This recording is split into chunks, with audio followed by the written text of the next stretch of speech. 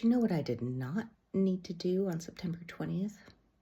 Start anything new. But instead I made 3 pieces, 2 of which I think are in the show. Let's talk about them. Safe and Sad, and Is Anyone There?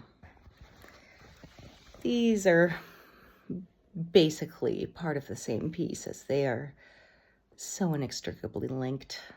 In my living room, I have a great big red round rug, and there with my 2 cats is safe.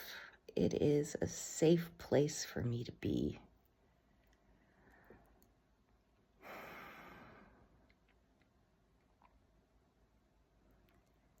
And it's easy to stay there. It's really shocking sometimes how isolation and solitude can be so different and yet just a hair's breadth apart. I often won't realize that I'm lonely until I'm really hurting. So, safe and sad. It's not so much that I'm upset going out with people. It's definitely a fear of the possibility of how bad things could be, and then fear of what am I going to do if the worst comes to fruition.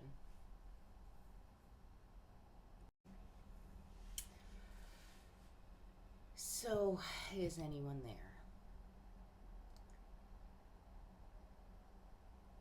It had been very, very stressful the days leading into that weekend.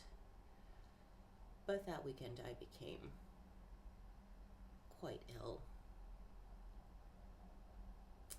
I had been gently reaching out to the people around me, not asking for what I actually wanted and needed,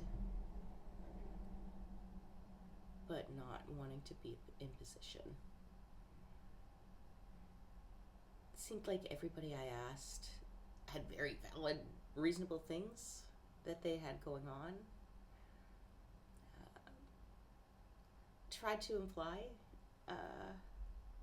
I need help with this. Can we do this?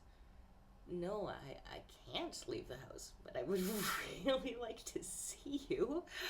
Can we FaceTime? I even suggested things that were specific to my situation. And it seemed like nobody caught it. I'm a little caught off guard, if I'm being honest. Now, again, I did not say, hi, could you body double me? Because I desperately need to get this thing done. But when I'd ask people if they were busy, only one person got immediately when I asked if they were busy that I needed to talk. That was a big surprise. But both these pieces are connected because you get what you give. I don't think in reality it matters a ton how people feel about you in reflection of ADHD or your mental illness.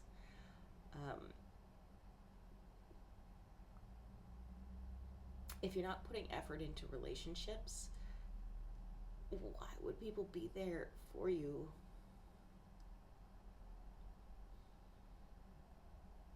when you need help?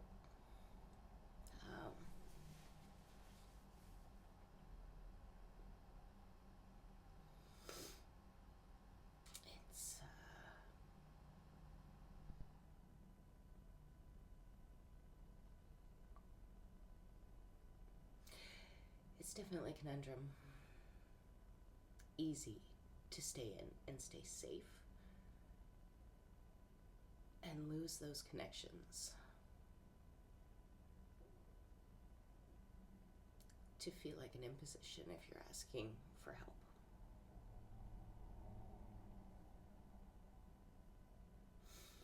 Even from smart people, the people I thought got me the best. Artbeat as an organization, who I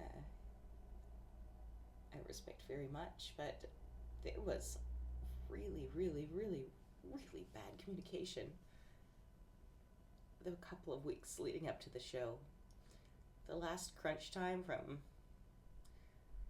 26th onward, pretty good. Yeah, it's been impressive.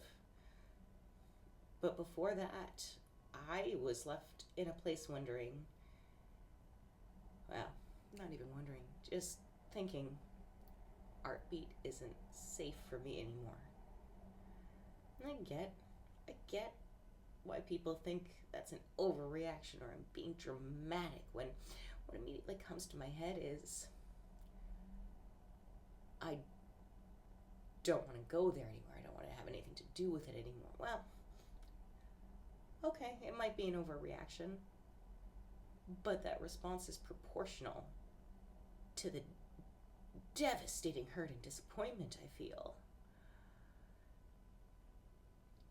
But that kind of reaction is only going to hurt myself. I mean, I'm not going to say that Artbeat doesn't care whether I'm involved or not, but no. Grand scheme of things, no. I am not the most important person in Artbeat's ongoing life.